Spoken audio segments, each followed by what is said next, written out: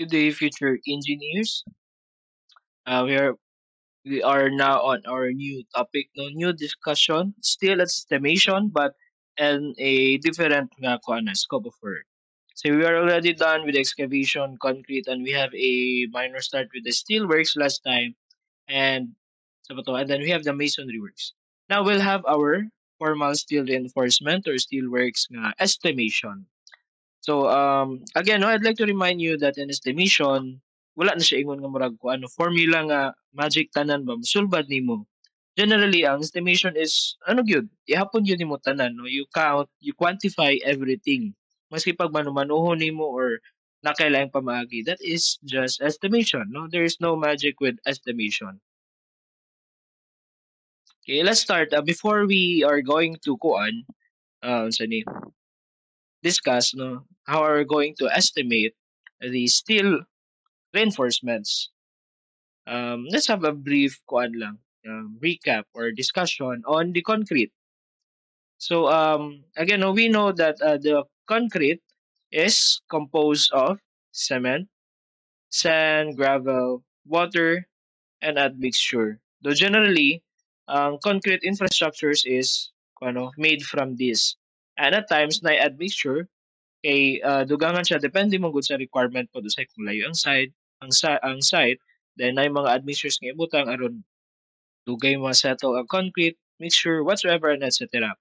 But generally on a most basic level, this is the component of the concrete. We have the cement, the aggregates, and the water.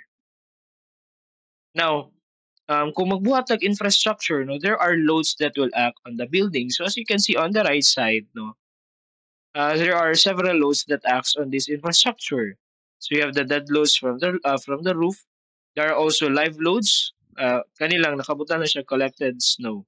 But there is also a consideration of live load for the roof sa ato ang kuan analysis there is sa Philippines. There are also dead loads due to the wall, due to the floor, due to the ceiling, and then of course other live loads. And then if na basement, then of course there are soil and hydraulic loads. And as well, Nabaji, actually, especially in the Philippines, that is, we are in seismic zone 4 nga location, pasabot taas og seismic activity in the Philippines. Frequent ang earthquake ibalik compared with other areas or zones. So that's why in the design of the infrastructure, we also include the earthquake force or the seismic forces with the analysis and design of the infrastructure. Now, structural load, meaning that structural load, mo tong forces nga ga-act or applied on a structural element. So, saan ang structural element? Structural element is column, beams, kana sila. Foundation, those are the structural element. No, the parts of the building comprises uh, nga ga-resist sa structural loads. Okay. So ang load, no, if mag-apply kag load, si load it causes stress, deformation, and displacement. So that is always the case, no. If na applied load, there will always be stress, there will be deformation, and there will be displacement. When nga kag stress mo na ang na-experience ni structural element when applied with force. Mo na ang unit ani is force over area. Diba? The stress is equal to the force over area. Magbutang ka og kuan, force sa usa ka kuan, sa usa ka area, so kana siyang area maka-feel og stress. Strength, now when we say strength, what is the strength? Mo yung this is the strength of this material. When nga nagag strength, mo na siyang maximum stress a material can resist. Okay. Sa ato pa, if sa usa ka material, apply ni mo load, for example, and then mag-apply kag load sa material until failure, until sa ma-fail ang material, kung sa tong maximum load nga nakaya niya, that is the strength, no? That is the maximum stress a material can resist. And then deformation, when kag deformation, that is the change in shape or size of an object. Kung deformation. So we have here a this is the material property with or without load. So normally, buta na to, no, si material, ingani ni siya. if there is no load. If magbutang kag load, let's say compressive forces, what will happen is that the material will there are deformations, no? There are changes. And if nasa kuan tensile force, there will also be deformation sa material. Now, because of this deformation, actually the material can experience stress gyud, no? Aside nga kuan pa-apply sa force, the material can experience stress. Now, if ang material, 'di ba, butangan na siya nimog load, 'di ba? And then magkadako ang load until failure. So karon lahi nga material naa po na sila lahi nga kuan. So nila lahi nga mode of failure, lahi sila pamaagi sa failure. So ang mode of failure first nga to discuss is kang steel failure. Sir, unsa di ay? Si steel strong with tensile force but weaker with compressive forces. Kabalo kita na steel is maayo siya with tensile but weaker with compressive forces. Now, sa man ang style of failure ani? Ang failure ni steel is ginatawag na tog ductile failure.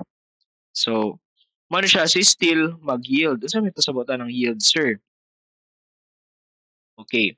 Si material under loading, 'di ba? Kani si steel under loading, buta na to natay gi-apply nga stress. So pag binat ana ni kuan ni steel, 'di ba? Moanang na siya kainat, no mura siya kuan, mura siya gingani ba? Binaton si steel until failure. Karon, moabot din ang time kana si steel wala siya mabugto diretso. Moabot ang time nga moinat na siya no and then ingani din ay moporma din na siya gingani. No mo siya ginatawag natog necking. So kani nga time mo ni siya ginatawag nato nga ang steel nag-yield. Okay. So sa steel ang ginatawag 'di ba naman tay mga lain nga grade ni steel. Ang kanang grades ni steel nag-correspond na sa iyang yield strength. Lain man ang strength nata yield strength napoy katong sa rupture strength ni steel. So yield strength is mo yung strength ni concrete kung kanusa siya nagnecking. Wala pa siya nagbugto like this one. This is already ruptured. But this is kaning necking apart mo ni siya ang time nga nag-yield ang steel. And then ang yield strength ang gina-consider sa design no sa steel kung mag-design og kuan reinforced concrete and for the reinforced concrete as well for the steel infrastructure. So importante kini nga property no kay ni steel. Later ato ni ipakita. And then for the concrete, no concrete alone without kabilya, unsa man iyang failure type. Si concrete is strong with compressive forces. However, the concrete is very weak with tensile forces. Grabe ka weak si concrete alone, no? Cement, sand, gravel, and water alone with when it comes to tensile forces. No, that is actually 10% of compressive strength. So imagine nga kung 28 megapascal, yung tensile lang is 2.8 megapascal, very low. Now, ang type of failure ni concrete, kinatawag na to brittle failure. Kasabot, mubuak siya no mo crash. That is the concrete failure. It will crash buak. Like for example, si steel, di ba mo siya bubble gum ba nga pag inato nimo, di siya mabugto diretso, mura pa siya mukuan. Napay part nga mo necking mo gamay siya until mabugto. However, kani si concrete mura na siya sky flakes nga pag imo ang kuan, putlon buakon, buak siya diretso right away. That is the property or the failure of the concrete. So mo ni ang failure type of material no as you can see. Let's say this is the original specimen and then sa brittle failure mo tong mabuak siya diretso with the application of load no until sa maximum nga yung makaya.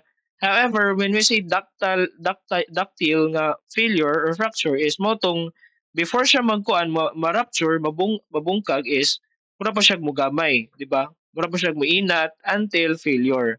So kani si ductile, this is the property of failure for the steel and si brittle is for the concrete. Mao na siya.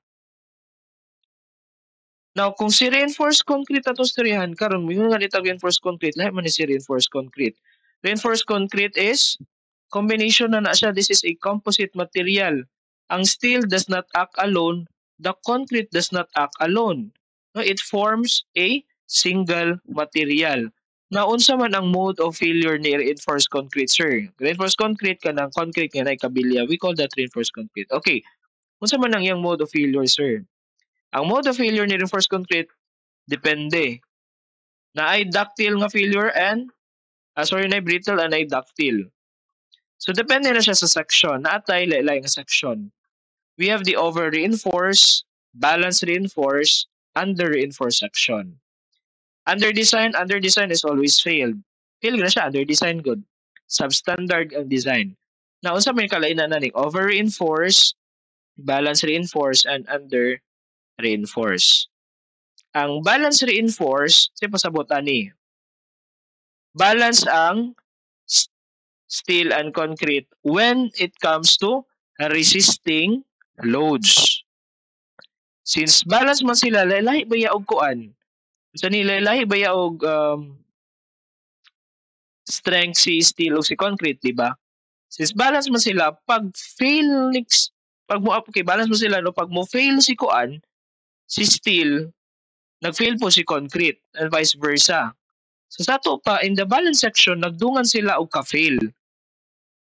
So under the balance section, that is a brittle failure.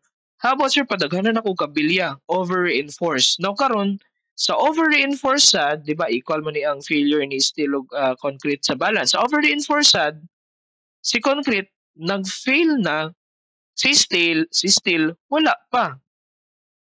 Sir, dili di siya sir, lain di sir, og mag-fail una si concrete, unya si steel wala pa. Now karon kung mag-fail pud una si concrete, kinsa na may kuan, asa naman mo ban si kuan, si steel. So for the over-reinforced nga section, brittle gyapon iyang failure. Kasi pag naikabilya pero nibuak ng concrete, wa na gyapon. Munang ang ideal section is kani ginatawag na to under-reinforced section. Nga naman, unsa man pay goal ani? Una ipa-fail si steel, ay si concrete. So nga naman, nga unahon mo gid fail si concrete sir, si steel ay ni concrete. It is because kung una mag-fail si steel, na may necking good. Yan eh. So muinat pa siya, dili pa siya mobugto diretso no. The failure of the steel is ductile, di ba?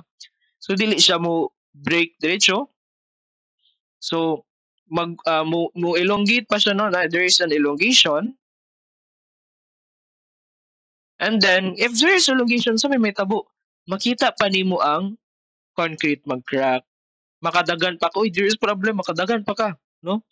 That is the kuan. That is the goal of the under-reinforced section. That the steel will yield first before the concrete. That is the purpose. So, malana siya no, for the introduction. This is just a brief introduction nga kuan for the RC. Kay ako lang ni siyang gikuan discuss lang ako sa kajot. It is because no, we are going to estimate steel, no, reinforcing steel bars. And just to have a brief overview, kung unsay kuan, kung asa ni ginagamit si steel. So in the next discussion, we'll have the proper introduction na dahil for the steel works.